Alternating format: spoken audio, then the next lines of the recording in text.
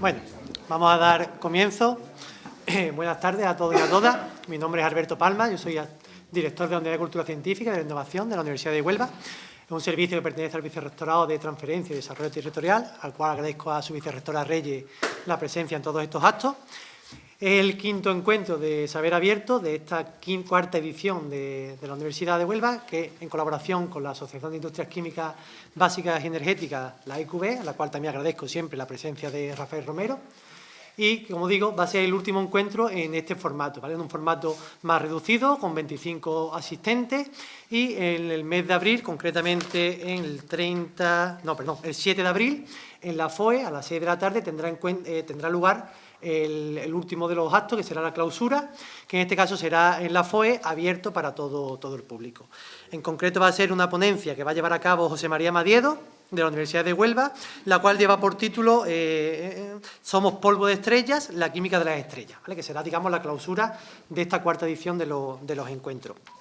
Agradecer tanto a Antonio Ramírez Almansa, director de la Casa Museo, su predisposición en todo momento a cedernos este espacio, la Casa Museo Zenobia y Juan Ramón Jiménez, de aquí en Moguer. Hemos querido nuevamente sacar uno de estos encuentros. Habitualmente lo hacemos en distintos sitios emblemáticos de la ciudad de Huelva. Ya el tercer encuentro lo sacamos a Palo de la Frontera y nuevamente lo hemos querido sacar fuera a otros municipios. Y bueno, agradecemos enormemente la acogida también a Juan de Dios, que también ha sido intermediario, para que nos ceda las instalaciones aquí en Moguer. Voy a hacer una breve presentación del tema que vamos a tratar en el día de hoy y de los tres ponentes que nos acompañan y damos comienzo al acto. En este caso, este encuentro se denomina Fertilizantes a Medida y lo van a presentar por parte de la industria química de Fertinagro, Elena Contreras, y por parte de la Universidad de Huelva, Juan Urbano. Y como ponente que va a hablar un poco del sitio emblemático en el que nos encontramos, en este caso la Casa Museo Zenobia, Juan Ramón Jiménez, me acompaña Juan de Dios Rodríguez. Voy a hacer una pequeña introducción de cada ponente y damos comienzo. En primer lugar, tomará la palabra Juan de Dios Rodríguez. Él es licenciado en Historia y tiene el máster en Patrimonio Histórico y Cultural por la Universidad de Huelva, institución que lo distinguió recientemente, en 2025, como alumni insigne en este año. Actualmente, compagina su labor profesional con el doctorado en el programa de Patrimonio Histórico y Cultural de la Universidad de Huelva. Tiene una sólida trayectoria en la gestión pública. Comenzó en 2011 como funcionario interino justamente en el Ayuntamiento de Moguer, concretamente en la Biblioteca Pública, y a partir de 2013 es responsable de la casa natal de Juan Ramón Jiménez, habiendo comisariado más de 100 exposiciones. A finales de 2024, ya como funcionario de carrera y hasta la actualidad, ejerce como coordinador de áreas y proyectos y también de área de presidencia y alcaldía del Ayuntamiento de Moguer. En estos años ha sido colaborador con multitud de colectivos e instituciones culturales de Moguer y de Huelva, destacando la Fundación Zenobia Juan Ramón Jiménez, el Centro Andaluz de las Letras y la Universidad de Huelva, concretamente la Facultad de Humanidades. Ha participado en multitud de coloquios, mesas redondas, conferencias, congresos, simposios y también paneles de expertos, siempre relacionados con la gestión cultural y el patrimonio, especialmente relacionados con Moguer y con Juan Ramón Jiménez. Por parte de Fertinagro, Elena Contreras, ella es responsable del Departamento de I+D+I y Transferencia de Fertinagro y Biotech, es graduada en Bioquímica en 2019 y también es titulada en el Máster de Química Sostenible, Medio Ambiente, Salud y Alimentos. Actualmente cursa el doctorado industrial en la Universidad de Huelva y ha contribuido a una publicación científica y a una patente de aplicación industrial. Su trayectoria profesional se desarrolla en los ámbitos de la investigación y de la calidad agroalimentaria. En la actualidad desempeña su labor como responsable del Departamento de I+D+I de Fertinagro Biotech, concretamente en la planta industrial de Fertinagro Sur en Huelva. Su trabajo se articula en dos líneas principales. Por un lado, la transferencia del conocimiento con interacción directa con productores y personal técnico y, por otro lado, el desarrollo de fertilizantes tecnológicos orientados a la sostenibilidad y a la eficiencia productiva, desde su desarrollo en el laboratorio hasta el escalado y a ensayos en cultivo. Finalmente, tomará la palabra Juan Urbano, de la Universidad de Huelva. Él es ingeniero químico y es doctor en química por la Universidad de Huelva en 2008, donde obtuvo el premio extraordinario de doctorado y el premio IQB a la mejor tesis en ciencia. Su formación internacional incluye estancias de investigación en universidades de reconocido prestigio, como la Universidad de Constanz, en Alemania, Carolina del Norte, Estados Unidos, y una etapa postdoctoral en la Universidad de Oxford, del Reino Unido, que tras culminarla se incorporó de nuevo a la Universidad de Huelva como profesor del Departamento de Química. Su carrera investigadora ha virado desde la catálisis y la química organometálica hasta la sostenibilidad y la química verde, siendo actualmente el investigador responsable de una unidad asociada a la Universidad de Huelva y al CSIC, concretamente llamada Análisis Agroalimentario, Salud y Economía Circular, desarrollando proyectos de investigación con empresas del sector como Moeve o Fertinagro en el ámbito de la remediación de aguas, generación de fertilizantes y en la generación de materiales poliméricos con actividad biológica. Además de esta actividad tanto docente como investigadora, pues también ha realizado otras funciones de gestión dentro de la universidad, ocupando cargo de subdirector de estudios de la Escuela Técnica Superior de Ingeniería y actualmente pues, es el vicedecano de calidad de la Facultad de Ciencias Experimentales. Agradeceros nuevamente vuestra presencia y cedo la palabra a Juan de para que comience con la ponencia. Muchas gracias. Muy buenas tardes. Le doy la bienvenida a Moguer en nombre propio y en nombre de don Gustavo Cuéllar Cruz, alcalde de Moguer y presidente de la Fundación Zenobia Juan Ramos Jiménez. Le ha resultado completamente imposible estar hoy aquí con nosotros por una cuestión personal. Mañana operan a su padre y, bueno, he tenido el honor de recibir la invitación de la Universidad de Huelva pues para introduciros un poco en este magnífico espacio histórico y patrimonial que es Moguer, ¿no? Que me imagino que todos y todas conoceréis. Es uno de los lugares más emblemáticos quizás de la provincia de Huelva y que más patrimonio monumental alberga.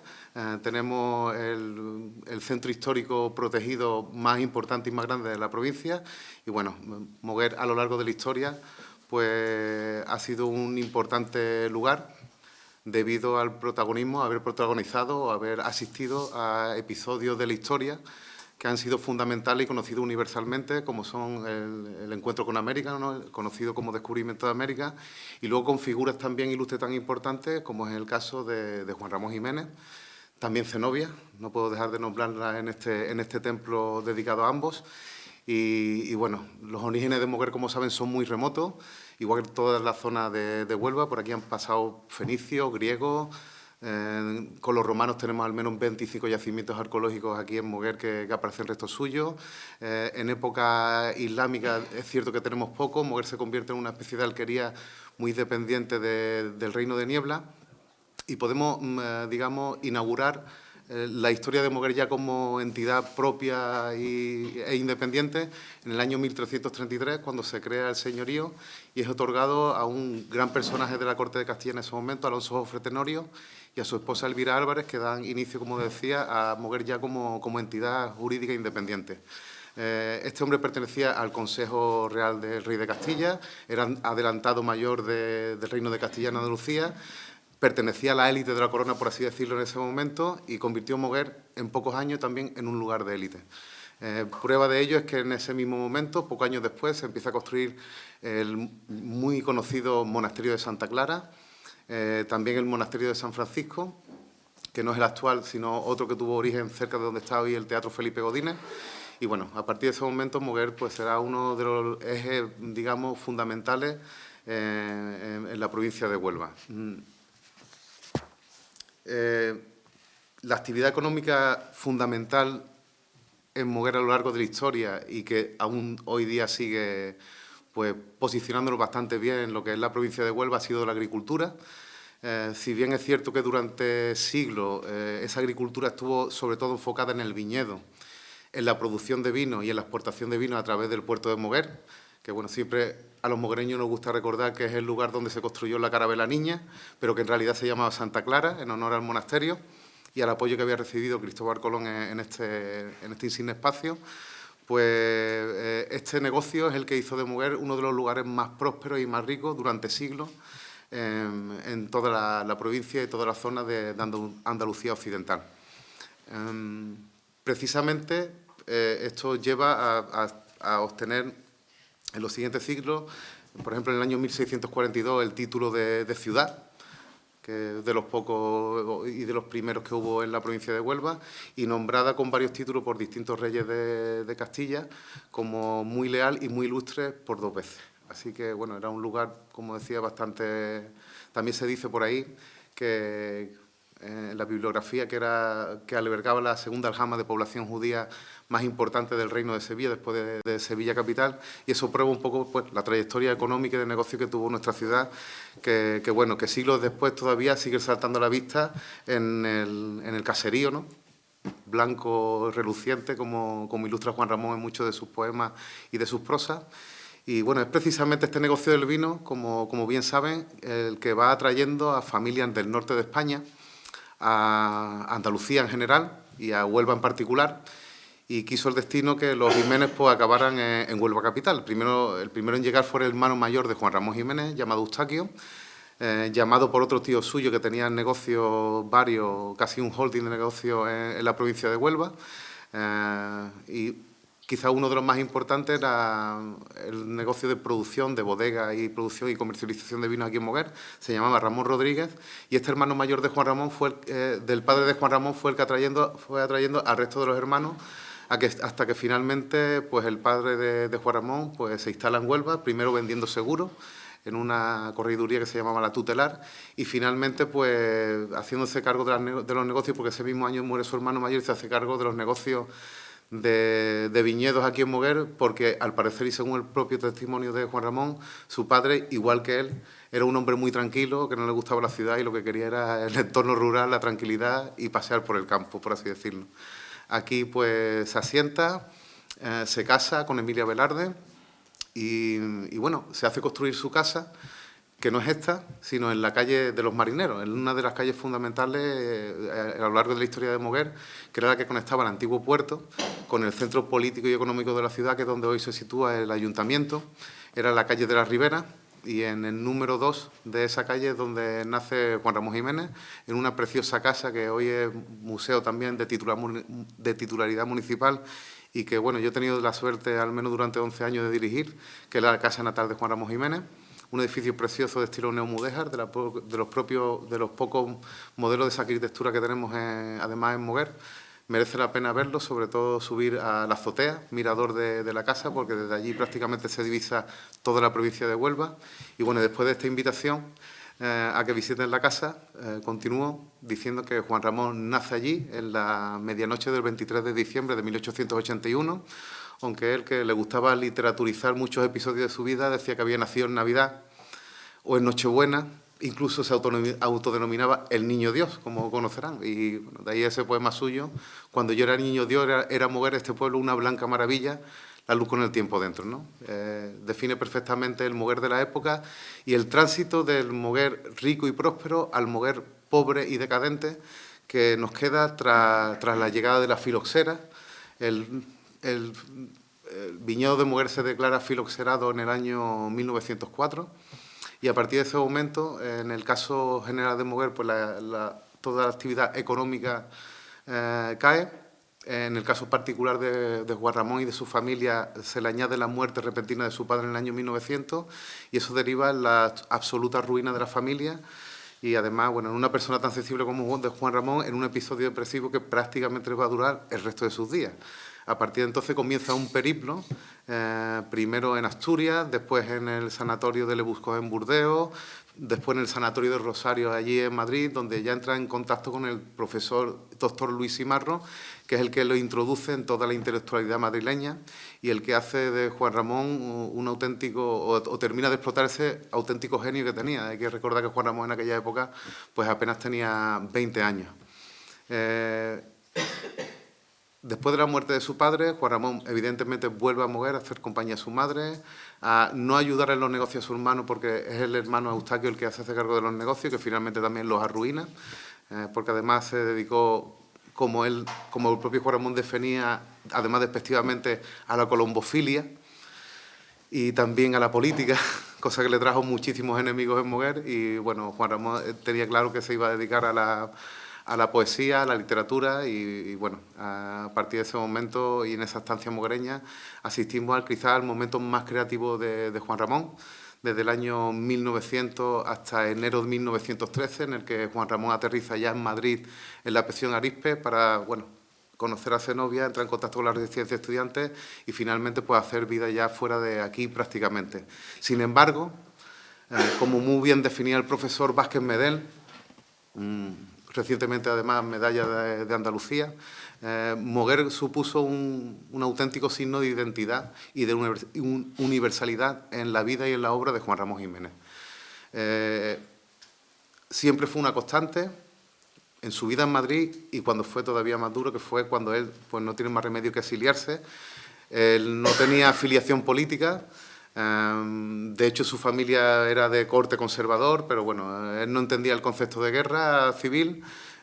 Podemos decir que le atemoriza la situación, sobre todo el asesinato de su amigo Federico García Lorca. A partir de ese momento ya empieza a plantearse la salida de España y finalmente lo hace. Primero a Cuba y después por determinados sitios hasta que finalmente se afinca en Puerto Rico, que es donde finalmente pues, acaba muriendo Zenobia primero, el 25 de octubre del 56, pocos días después de que le otorgaran precisamente, que le comunicaran que había sido ganador del Premio Nobel por su trayectoria literaria y poética, y finalmente, año y medio después, en el año 1958, él mismo, ¿no? Afortunadamente para los moguereños, para los onubenses, los andaluces y los españoles, tenemos esta fantástica institución que es la Fundación Zenobia Juan Ramón Jiménez, que es un patronato compuesto por el Ayuntamiento de Moguer, por la Diputación de Huelva, por la Junta de Andalucía fundamentalmente y también por la Universidad de Huelva y los familiares, y bueno, que velan, trabajan día a día muy duramente por que este patrimonio de Juan Ramón no se pierda y además difundirlo, ¿no?, a todos los lugares y a todos los tiempos, como hubiera sido deseo del propio Juan Ramón Jiménez. Yo no quiero extenderme mucho más, ya ve que cojo carrerilla y hablo demasiado. Para mí ha sido un placer atenderles hoy. Después estoy a su disposición y nada, ya doy paso a los compañeros para hablar del tema. Sí es interesante decir, antes de pasarle la palabra, que después de la llegada del Filosera y de la crisis moguereña, Moguer volvió a renacer, por así decirlo, de la ceniza y fue gracias a su tierra, a la posición estratégica que tenía, a sus recursos naturales y vuelve a ser uno de los epicentros de producción agrícola más importantes de Huelva, con el 34% casi de la producción de fresón y con en torno al 24% del resto de berry y de frutos rojos, y que nos ha vuelto a hacer, afortunadamente para todos nosotros, un pueblo rico y conocido en todo el mundo. Esperemos que sea así por muchos años. Muchas gracias.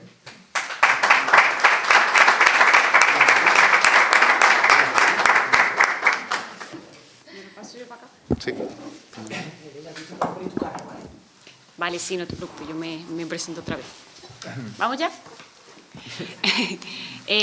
Bueno, muy buenas tardes a todos. En primer lugar, muchísimas gracias a todos por vuestra asistencia. Muchísimas gracias a la ICUB por estos ciclos que nos parecen tan enriquecedores a todos y, por supuesto, a la Universidad de Huelva también por contar siempre con nosotros. Mi nombre es Elena Contreras, yo vengo por parte de Fertina Agrobiotech y bueno, yo estoy dentro del Departamento de Investigación, Desarrollo e Innovación de I+D+I de Fertina Agrobiotech.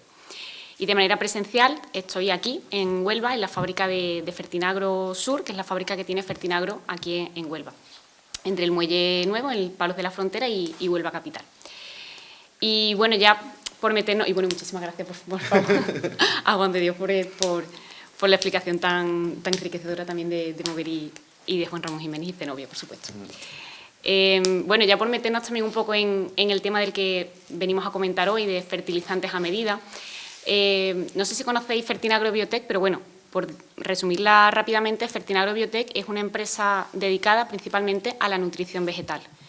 Pero la nutrición vegetal quizás para nosotros no entendida como se lleva entendiendo en las últimas décadas, sino una nutrición vegetal más dedicada a la fertilización a medida. Un poco por ahí viene el nombre de este ciclo. La fertilización a medida nosotros la entendemos como una nutrición vegetal sostenible y eficiente y sobre todo que no merme la calidad de la producción y por supuesto el rendimiento. Nosotros entendemos desde Fertina Agrobiotech todos nuestros esfuerzos, todos nuestros desarrollos, en particular desde el Departamento de I+D, van dedicados a precisamente desarrollar, valga la redundancia, productos y tecnologías que sean más eficientes, que permitan al agricultor no gastar más, pero conseguir lo mismo. Al menos lo mismo, sino más y mejor. Esto básicamente nosotros dentro de Fertinagro puede ser esta una de nuestras principales premisas y es que sabemos que la sostenibilidad es muy importante, es una palabra que nos viene acompañando ya en los últimos años desde hace bastante y la sostenibilidad es cierto que es muy importante. De hecho, la misma Fertinagro Biotech tiene la medalla EcoVadis, que nos mete dentro del 1% de las empresas más sostenibles a nivel mundial. Y eso está muy bien, la sostenibilidad está muy bien, pero la sostenibilidad se tiene que traducir a algo para el agricultor. Y es que nosotros tenemos muy claro que sin rentabilidad la sostenibilidad no tiene sentido. La sostenibilidad tiene que ser rentable, en este caso, para el agricultor. Y es por eso que nosotros, desde Fertinagro Biotech, el desarrollo de todas nuestras tecnologías se basan principalmente en esta premisa. ¿Cómo podemos conseguir esto? O quizás por ponernos un poco más en contexto de la importancia que tiene esta sostenibilidad es, por ejemplo, por poner un número, un contexto numérico, nosotros hacemos fertilizantes. Al final, en última instancia, lo que hacemos son fertilizantes. Estos fertilizantes nosotros los aplicamos al suelo y los fertilizantes pueden ser una de las pocas herramientas que tenemos que una vez que se aplican, digamos que para nosotros ya se cierra el círculo. No es, por ejemplo, el asfalto se aplica y una vez que está aplicado ya digamos que su ciclo de contaminación, por llamarlo de alguna forma, ya cesa. En el caso del fertilizante es una herramienta mucho más móvil. Una vez que se aplica al suelo, el fertilizante digamos que sigue emitiendo. Podríamos poner el ejemplo, por ejemplo, del nitrógeno.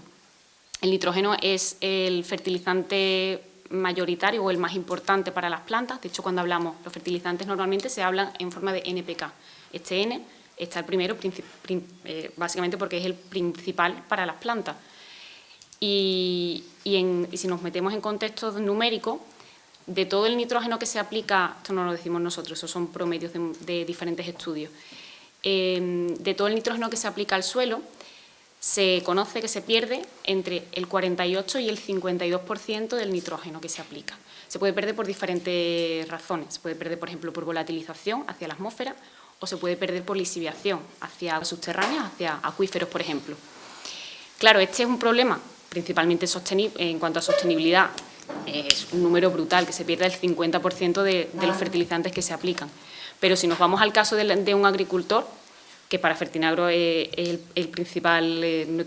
nuestra principal baza, es un problema también rentable, es un problema económico, porque eso quiere decir que de todo el nitrógeno que está aplicando, que además es lo principal para su cultivo, se está perdiendo la mitad. O sea, está tirando, básicamente, por decirlo así un poco burdo, está tirando la mitad de su dinero. ¿Cómo podemos o cómo considera Fertinagro que podemos atacar o hacer un fertilizante a medida atacando este problema, tanto medioambiental como económico para el agricultor? Pues podemos hacerlo de diferentes formas. Quizás por seguir un hilo conductor también con Juan y no irnos, que podríamos estar aquí hablando toda la tarde, sino una de las principales herramientas puede ser, entre otras, pero una de ellas puede ser la bioestimulación. Desde Fertinagro nosotros llevamos años desarrollando la bioestimulación e incorporándola dentro de los productos. O sea, dentro de los productos lo que incorporamos es directamente la tecnología. Lo que conseguimos nosotros con esta bioestimulación es que nuestros fertilizantes sean más eficientes y, por lo tanto, que el agricultor pueda disminuir las unidades fertilizantes sin ver mermada la producción ni ver mermada la calidad de su cosecha. ¿Esto cómo lo podemos conseguir? Bueno, ¿cómo lo podemos conseguir? Bueno, básicamente una bioestimulación. Desde hace unos 5 años la bioestimulación ya sí que es algo. La bioestimulación ya está dentro del Reglamento Europeo de Fertilizantes, mientras que anteriormente no lo estaba. Cualquier cosa o cualquier etiqueta que más o menos tuviera una composición bioestimulante podía ser una bioestimulación. Sin embargo, hoy día sí que está reglada y sí que tenemos que seguir unos protocolos que digan qué bioestimula, cuánto y cómo bioestimula. Para Fertinagro el desarrollo de estas herramientas es clave para, bueno, pues como decimos, para conseguir sobre todo una soberanía, o más bien para no perder la soberanía alimentaria, que muchas veces en Europa sí que se está viendo bastante comprometida. Sobre todo, y aquí sí que hacemos alusión a una de las noticias que están ahora mismo, que son más actuales, que por ejemplo es la guerra de Irán. La guerra de Irán afecta de manera directa a muchísimos sectores y entre ellos al sector agrícola. Y afecta desde diferentes puntos. Afecta desde el punto del precio del gas natural. Ayer mismo yo leía una noticia en la que estimaban un aumento del gas natural, una subida del 40%. Una subida del gas del 40% afecta directamente a muchísimos sectores y en particular al sector agrícola, por ejemplo, porque nosotros necesitamos gas natural para el proceso Haber-Bosch, que Juan os podría comentar muchísimo más de esto, pero el proceso Haber-Bosch básicamente es el que nos va a permitir tener fertilizantes nitrogenados. Y este fertilizante nitrogenado es el que decimos que es el principal para los cultivos y además es también uno de los que más se pierde. Es decir, estamos sobrefertilizando con un fertilizante que, si ya de por sí económicamente es bastante alto, va a llegar a serlo más, y precisamente porque quizás la soberanía alimentaria se nos está escapando un poco. Es por ello que, entre otros factores, aquí podemos incluir la parte de la bioestimulación. Porque, como estamos diciendo, esta bioestimulación nos permite desarrollar fertilizantes en general, no solo nitrogenados, pero fertilizantes que van a ser más eficientes. Vamos a poder disminuir las unidades minerales, las unidades fertilizantes, sin ver mermada esa producción. Es decir, ¿tiene sentido que sigamos sobrefertilizando el suelo como venimos haciendo? Como ya hemos dicho, vale, tiramos 300 kilos de nitrógeno, por ejemplo, y solo nuestro cultivo es capaz de coger 150. ¿Eso tiene sentido en este contexto geopolítico? Pues probablemente no. No va a tener ni sentido, ni cabida económica, ni cabida sostenible. Y ahí es donde entran muchas de las tecnologías que llevamos muchísimos años desarrollando. No es que las hayamos desarrollado ahora a causa de la guerra de Irán, sino que llevamos muchísimos años desarrollando tecnologías que nos permitan o que permitan al agricultor tener alternativas más eficientes para poder disminuir unidades de fertilizantes de tal forma que consigamos que el suelo no se vea tan mermado como se ha visto en los últimos años, a la vez que el rendimiento de nuestros cultivos conseguimos al menos que sea el mismo, sino aumentar la calidad de la cosecha. Y básicamente, bueno, pues un fertilizante a medida, en realidad un fertilizante a medida no puede ser, eso es muy complejo, un fertilizante a medida básicamente podríamos decir que no existe, pero sí que existe conseguir que este fertilizante se sincronice. Nosotros basamos todos los fertilizantes, el desarrollo de las tecnologías, además de toda esta bioestimulación, en la sincronización, que en realidad no sería un fertilizante a medida, sino que más bien sería un fertilizante sincronizado. ¿Qué pretendemos sincronizar? Pues no queremos tanto fertilizar directamente el cultivo, sino más bien que el fertilizante fertilice el suelo y sea el suelo el que ceda estos nutrientes al cultivo a través de la microbiota, de la bioestimulación de los microorganismos del suelo, que son los que, por ejemplo, pasarían de formas químicas. O sea, nosotros en el suelo tenemos muchísimos fertilizantes, muchísimos nutrientes, pero que están en formas químicas que no son asimilables por el cultivo. ¿Cómo podemos pasarlos sin extraerlos del suelo? Únicamente actuando desde el suelo. Pues podremos, microorganismos que están de forma natural en el suelo, podemos bioestimularlos a través de esta bioestimulación que incorporamos en productos, para que esos microorganismos pasen los nutrientes que están en formas no asimilables para el cultivo, pasar las formas químicas que sí estén asimilables para el cultivo. Y de esa forma jugamos, digamos, con nutrientes que ya están presentes en el suelo y podemos disminuir las unidades fertilizantes. Y de esa forma también no solo aumentamos la sostenibilidad ambiental, porque disminuimos las unidades fertilizantes, no solo también aumentamos la sostenibilidad económica del agricultor, porque también disminuimos las unidades fertilizantes. Vamos a necesitar menos fertilizante nitrogenado. No solo conseguimos todo esto, sino que además no mermamos la calidad final de la cosecha. Y al final eso es lo que nosotros consideramos un fertilizante a medida. No es un fertilizante a medida como tal, pero bueno, sí que lo podemos considerar como una alternativa eficiente a probablemente todas las alternativas que se vienen dando en estos últimos años. Básicamente lo que pretendemos es que el agricultor no vea mermado su cosecha, nosotros como consumidores directos del campo tampoco veamos mermado ni la calidad ni el precio final y, por supuesto, no depender, como ya está ocurriendo, no depender de terceros países ni de conflictos, de posibles o no conflictos bélicos, sino que consigamos que todo lo que tenemos aquí, que como ya ha dicho Juan de Dios, somos una de las principales, no solo Moguer y no solo Huelva, sino Andalucía y España en particular, uno de los principales países europeos con exportación agrícola, seguir siéndolo sin depender, o que la nutrición vegetal no dependa de conflictos externos. Y eso básicamente sería para nosotros un fertilizante a medida, que no es a medida, pero bueno, que intentamos que lo sea lo máximo posible. Muchas gracias.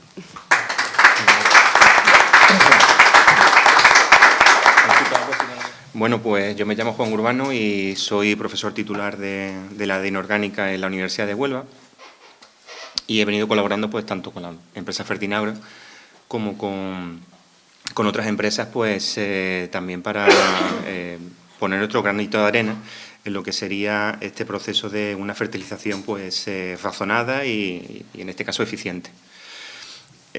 Permítame pues hacer una pequeña analogía, ¿no?, como suelo hacer en clase y demás, acerca de lo que sería este concepto de una fertilización pues eficiente y, por decirlo así, ad hoc. Es decir, imagínense que nosotros vamos a una farmacia y ya sea pues un hombre, una mujer, un niño, o tengamos algún tipo o patologías diferentes, pues el farmacéutico o la farmacéutica nos diese siempre la misma píldora.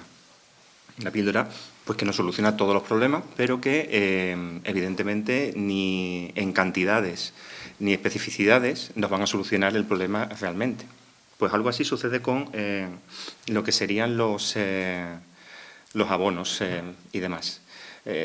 Elena lo ha explicado perfectamente cuando nos dice que alrededor del 50%, 60% de lo que se añade en este caso a la tierra pues se puede perder. Las vías para perder ese fertilizante, pues como bien ha explicado Elena, pueden ser pues tanto lixiviados, ya que el material que nosotros añadimos es muy soluble y entonces pues el agua cuando cae, la lluvia, pues se lo lleva básicamente a lo que sería los acuíferos, o también puede ser perfectamente que se lo lleve el viento, o incluso que los micronutrientes no, sino que las bacterias del suelo pues empiecen a funcionar y empiecen a trasvasar lo que sería el nitrógeno en estado sólido, a pasarlo a compuestos gaseosos de NOx, ¿no? Entonces, cuando ese NOx va a la atmósfera, pues entonces sería uno de los principales pues, agentes que nos puede producir pues, lo que sería la lluvia ácida.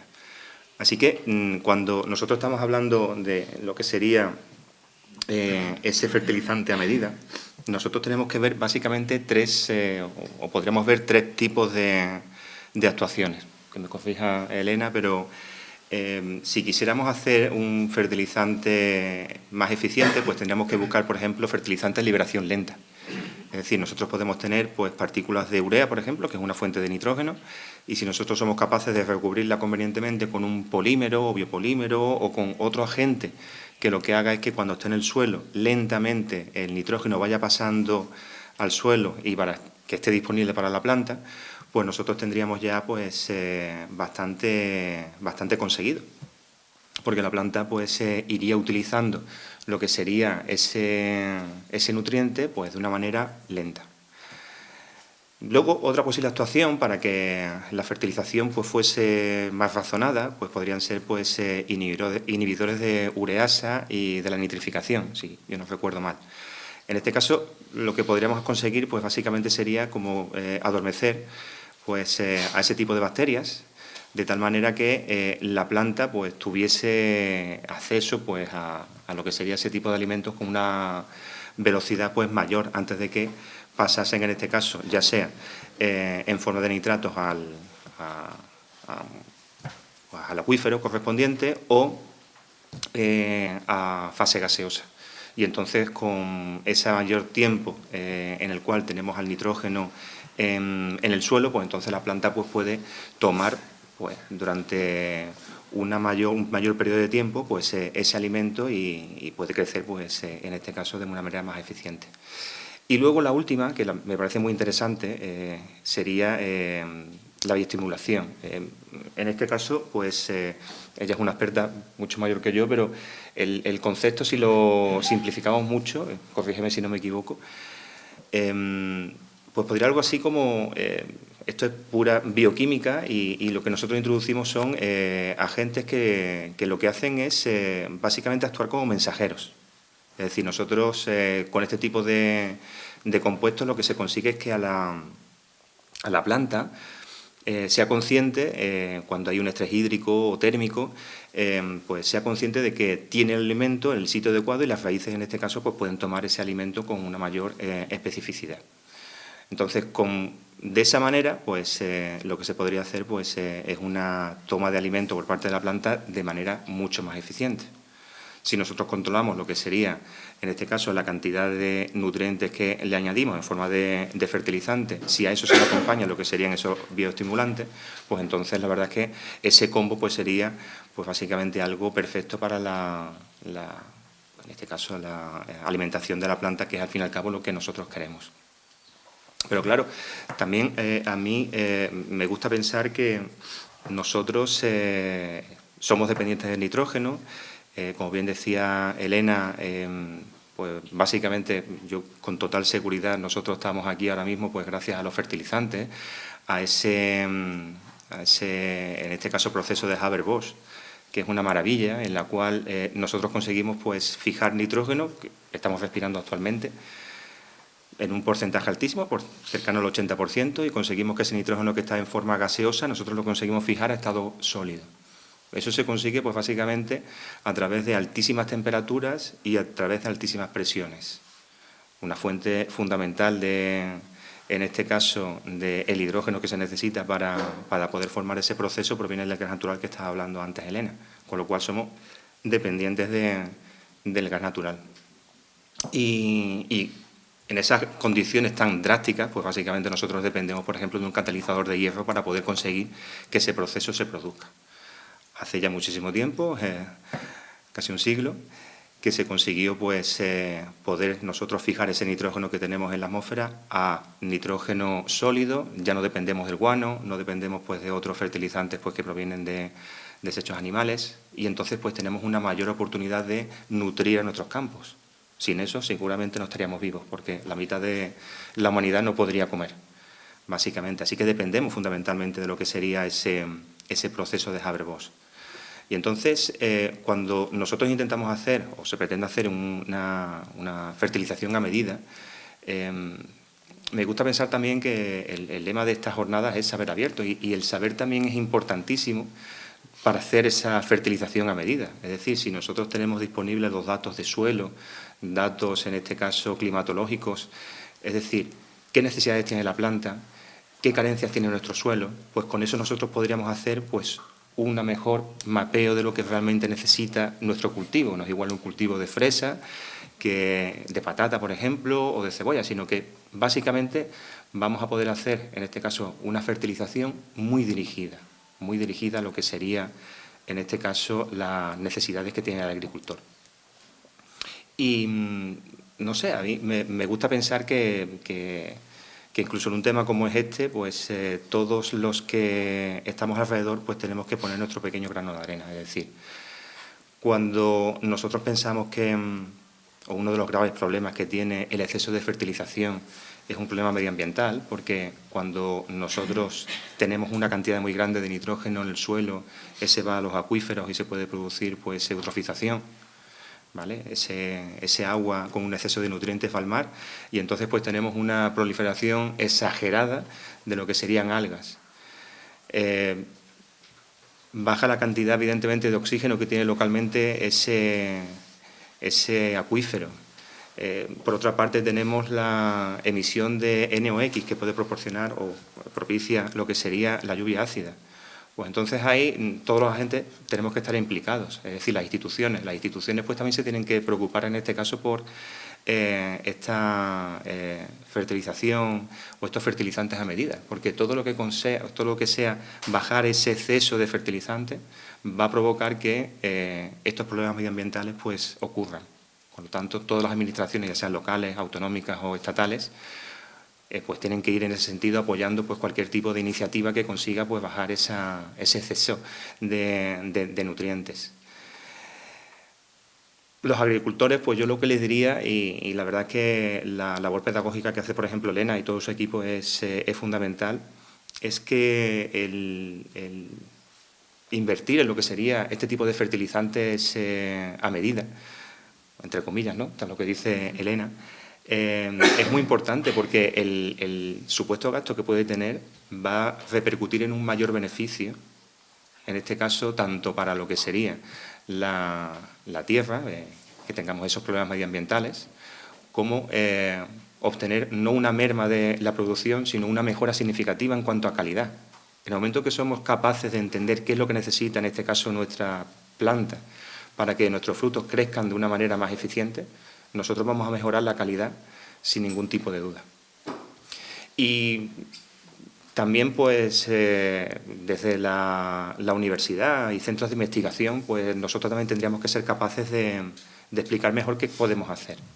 Es decir, podemos traspasar pues, los conocimientos que obtenemos en el laboratorio a una escala pequeña, en este caso a una empresa que quiere invertir, en este caso, en lo que sería una mejora para la sociedad. Si somos capaces de explicarlo mucho mejor, si somos capaces de transferirlo mucho mejor, pues entonces toda la sociedad en conjunto pues se va a sentir, en este caso, mucho más beneficiada, ya sea en el tema que nos ocupa, como es la fertilización a medida o cualquier otro. Así que nosotros como servidores públicos estamos para eso, para ayudar sin duda a lo que sería una mejora de nuestras condiciones de vida. Y ya por último, pues no lo he hecho al principio, pero me encantaría pues agradeceros a los dos porque la clase de historia que nos has dado ha sido espectacular. En muy poco tiempo, más información imposible, pero ha sido súper interesante y la verdad es que tener la oportunidad de charlar sobre ciencia y demás aquí, en este campo y con estos compañeros, es increíble. Así que os agradezco mucho vuestra atención y estamos a vuestra disposición para las dudas que tengáis.